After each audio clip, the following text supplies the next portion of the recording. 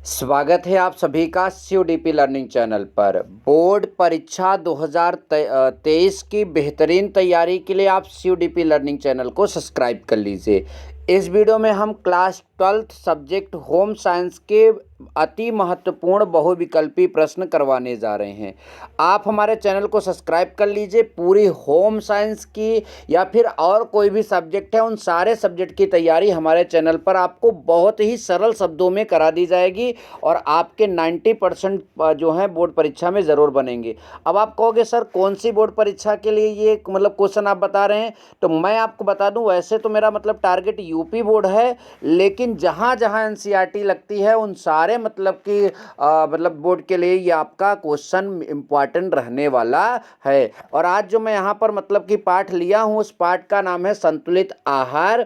और संतुलित आहार के यहाँ पर हम 20 इंपॉर्टेंट प्रश्न करने जा रहे हैं और लास्ट में जब मैं पूरा प्रश्न आप सभी को बता दूंगा तो वीडियो के अंत में जो इंपॉर्टेंट प्रश्न ज़्यादा, इन 20 में से जो सबसे ज़्यादा इंपॉर्टेंट रहेंगे उनके लिए हम एक कॉन्सेप्ट जोन बनाकर आपको पूरी बात को एक कॉन्सेप्ट के जरिए कम से कम 10 से 12 प्रश्न जो हैं एक ही कॉन्सेप्ट से आपका तैयार करवा देंगे। तो चलिए बिना टाइम वेस्ट करते हुए पहला यहाँ पर क्वेश्चन हम लोग लेते हैं। तो हमारे पास यहाँ पर जो पहला क्वेश्चन है वो है शारीरिक परिश्रम करने वाले व्यक्ति की आवश्यक कैलोरी की मात्रा होती है। जो शारीरिक परिश्रम करते हैं व्यक्ति, उनके आवश्यक कैलोरी की मात्रा होती है, उनको कितनी कैलोरी की आवश्यकता होती है। तो ये बहुत ध्यान से आप लोग इस प्रश्न का जवाब याद रखिएगा। 3500 कैलोरी उनको चाहिए। यदि कोई व्यक्ति शारीरिक परिश्रम करता है तो उसके लिए आवश्यक कैलोरी की मात्रा कितनी होती है? 3500 कैलोरी। ये बात आप सभी लोग ध्यान देंगे, ठीक।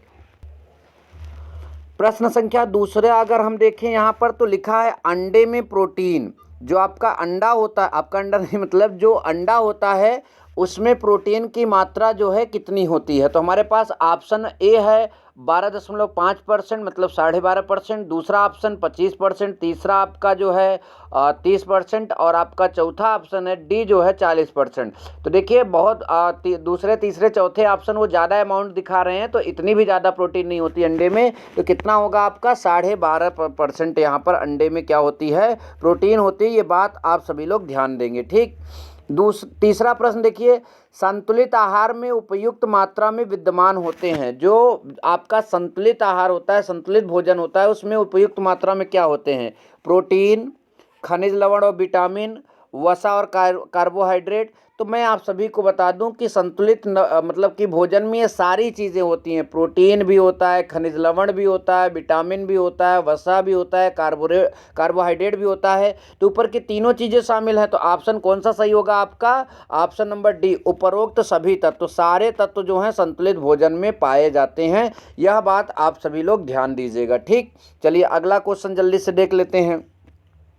अगला प्रश्न हमारा है कि घेंघा रोग किस तत्व की कमी से होता है? जो घेंघा रोग है वो कौन सा ऐसा तत्व है जिसकी कमी से घेंघा रोग होता है? कैल्शियम की कमी से, फास्फोरस की कमी से, आयोडीन की कमी से, लौह तत्व की कमी से। तो आप सभी को ये बहुत पहले से पता भी होगा कि घेंघा रोग आयोडीन की कमी से होता है। और ये इंपॉर्टेंट प्रश्न है, आप इसको तैयार भी रखिएगा।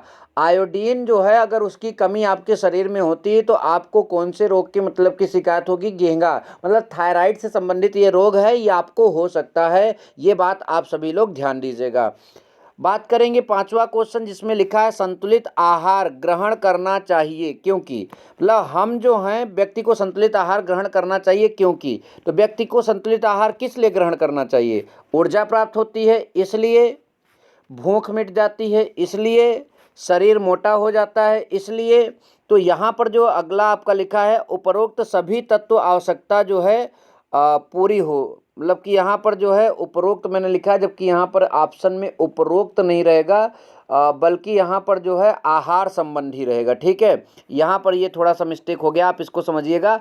आहार संबंधी समस्त आवश्यकताएं या सभी आवश्यकताएं पूरी हो जाती हैं। तो ये बात ध्यान दीजिएगा, यहाँ पर जो उपरोक्त सभी लिखा है वहाँ आहार संबंधी होना चाहिए। तो आप अगर इस प्रश्न को अपने कॉपी में उतार रहे हैं तो ये बात ध्यान दीजिएगा, यहाँ पर लिखिएगा आहार संबंधी, ठीक है। तो आहार संबंधी समस्त आवश्यकताएं पूरी हो जाती हैं। इस वजह से हम लोग जो है क्या ग्रहण करते हैं, हम संतुलित आहार ग्रहण करते हैं। ऊर्जा तो प्राप्त होती है, भूख भी मिटती है और शरीर मोटा हो ये कोई आवश्यक नहीं है। सबसे ज़्यादा जो आवश्यक होता है मतलब कि संतुलित आहार के लिए, वो सारी जो आहार से रिलेटेड मतलब आवश्यकताएं शरीर को होती है वो सब पूरी हो जाती है। इसी वजह से जो है व्यक्ति को संतुलित आहार जो है ग्रहण करना चाहिए। ठीक, आगे चलते हैं। नंबर आपका जो है 5 क्वेश्चन के बाद छठा क्वेश्चन आ जाएगा।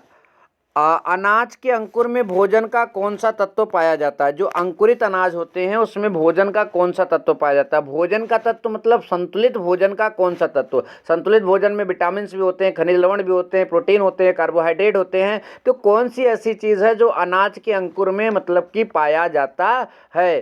तो याद रखिएगा विटामिन डी। ओवरऑल अगर मतलब यहाँ पर विटामिन, ये भी थोड़ा सा गलत हो गया, मैं लिखना चाह रहा था वहाँ पर भी, ये गलती से डी हुआ है। तो पहले इस ऑप्शन को सही कर लीजिए। देखिए प्रिंट करते समय गलत हो जाता है, तो मैं यहाँ पर आपको बता दे रहा हूँ क्या हो जाएगा, बी। ठीक है, तो विटामिन बी, खनिज लवण, विटामिन बी, प्रोटीन, कार्बोज आपका ऑप्शन था।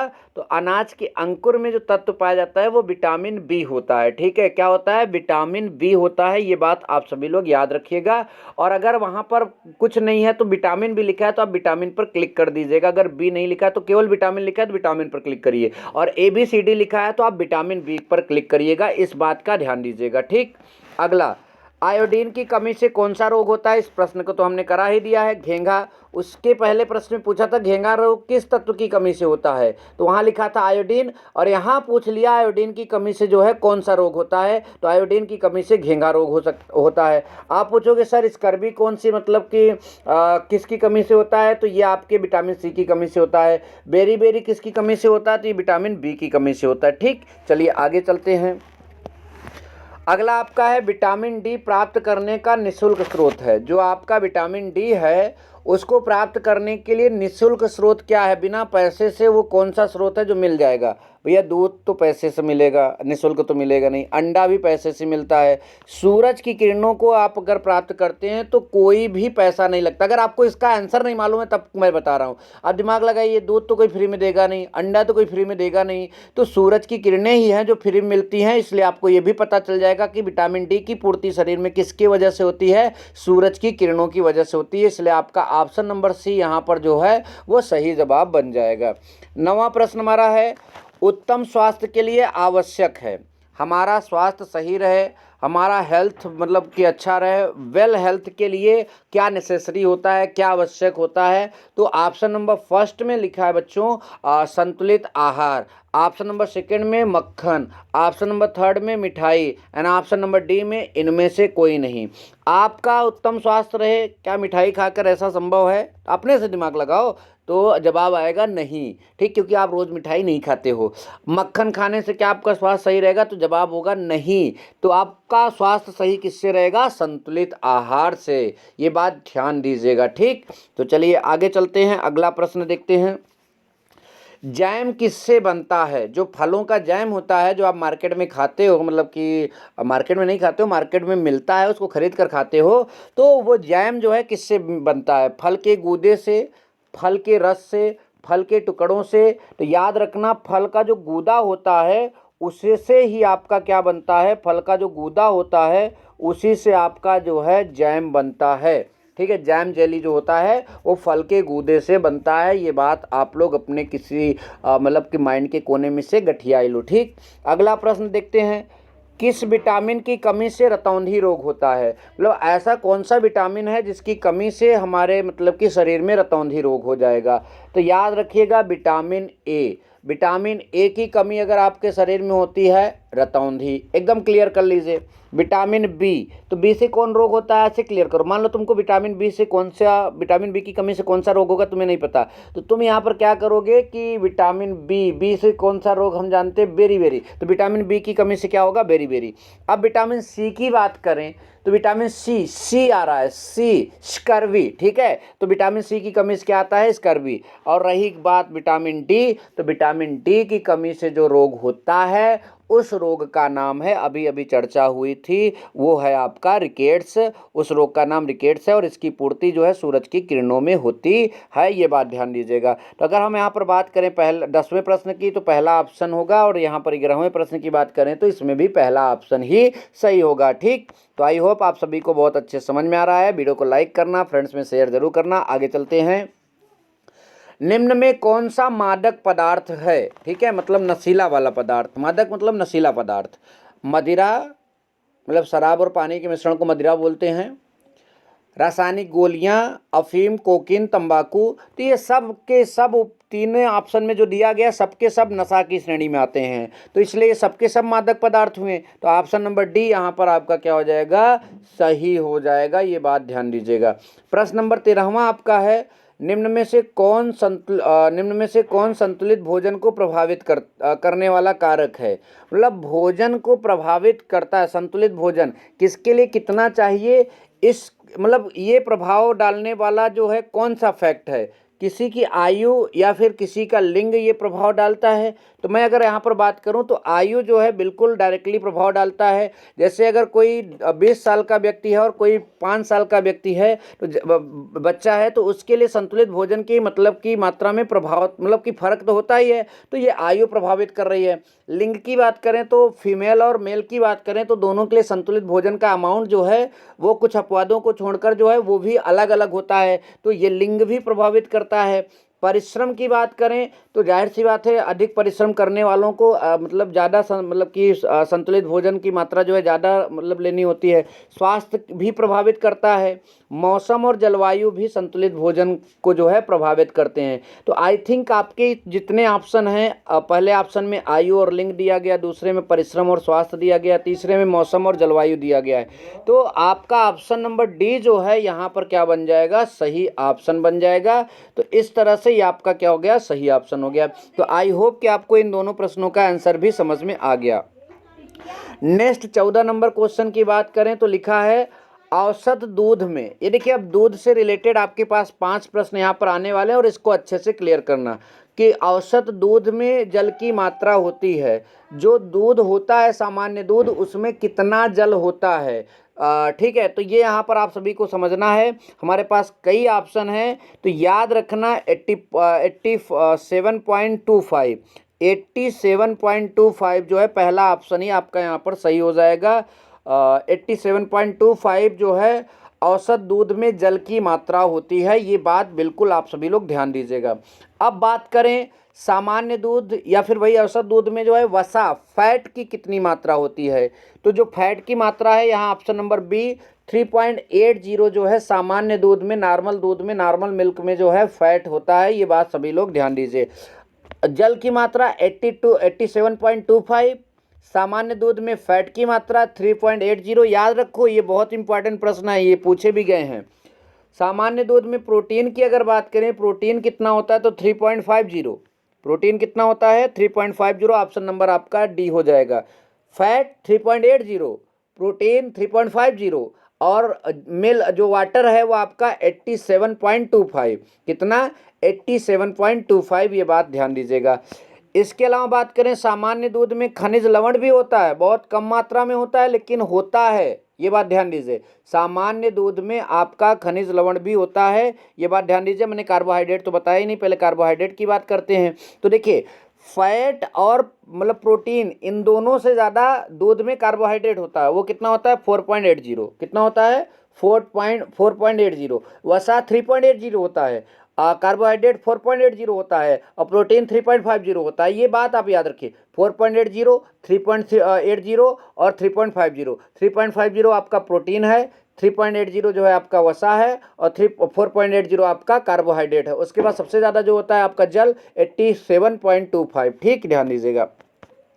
अब आगे चलते हैं। यहाँ खनिज लवण की भी चर्चा कर रहे थे, तो बहुत कम मात्रा में होता है लेकिन होता है, ये बात आप सभी लोग ध्यान दें। तो ये आपका ऑप्शन नंबर पहला ही सही हो जाएगा। 0.65% जो है आपके सामान्य दूध में, मतलब आपके दूध मतलब जो दूध होता है उसमें जो है 6.5% जो है आपका खनिज लवण पाया जाता है। ठीक, नंबर नेक्स्ट आपका है, गाय के 1 लीटर दूध से कितनी कैलोरी आप प्राप्त होती है? 400, 500, 600। तो देखिए गाय के 1 लीटर दूध में 600 कैलोरी जो है प्राप्त होती है। ये बात आप सभी लोग ध्यान दीजिएगा।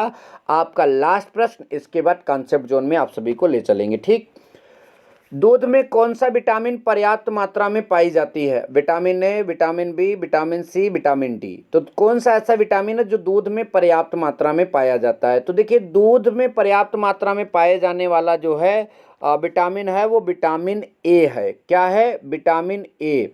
ठीक, ये बात ध्यान दीजिएगा। दूध में पर्याप्त मात्रा में पाई जाने वाली विटामिन की अगर हम बात करें तो यहाँ पर जो है ऑप्शन नंबर थोड़ा सा, ये ऑप्शन, इसमें 2 ऑप्शन सही हो रहे हैं।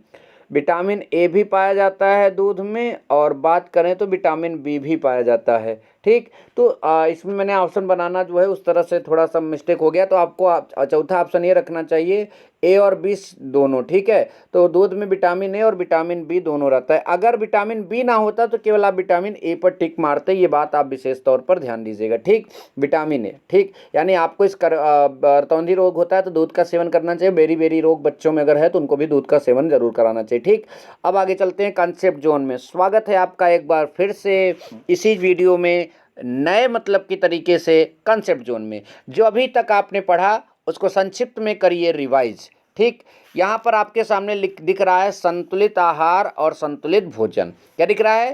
संतुलित आहार और संतुलित भोजन। तो सबसे पहले बात करें कि प्रमुख घटक या प्रमुख अवयव जो हैं, अवयव मतलब संतुलित भोजन में जो चीज़ें होती हैं वो कौन कौन सी चीज़ें होती हैं। तो संतुलित भोजन में प्रोटीन होता है, हमेशा याद रखें, वसा होता है, कार्बोहाइड्रेट होता है, खनिज लवण होता है, विटामिन होता है। ठीक, ये बात सबको पता होना चाहिए। प्रोटीन, वसा, कार्बोहाइड्रेट, खनिज लवण और विटामिन होता है संतुलित भोजन में। ठीक, संतुलित भोजन क्यों करनी चाहिए? क्योंकि आहार संबंधित सारी जो है शरीर की आवश्यकताएं वो मतलब संतुलित भोजन से आपको मिल जाती हैं। ये बात आप याद रखिएगा। क्या संतुलित भोजन करने से व्यक्ति मोटा हो जाता है? जवाब है नहीं, संतुलित भोजन करने से व्यक्ति मोटा नहीं होता है। ये बात ध्यान दीजिएगा। ठीक है, अगर ऐसा होता है तो जो कुछ लोग पतले होते हैं, कुछ लोग मोटे होते हैं, लेकिन उनका हेल्थ दोनों का सही रहता है। तो इस बात को ध्यान दीजिएगा। संतुलित आहार या संतुलित भोजन से रिलेटेड इतनी बात आप सभी लोगों को याद होनी चाहिए। ठीक, नेक्स्ट कॉन्सेप्ट जोन की अगर बात करें तो यहाँ पर दूध के प्रमुख अवयव, मैं दूध के बारे में यहाँ पर पूरा डिटेल दे दिया हूँ। ठीक है,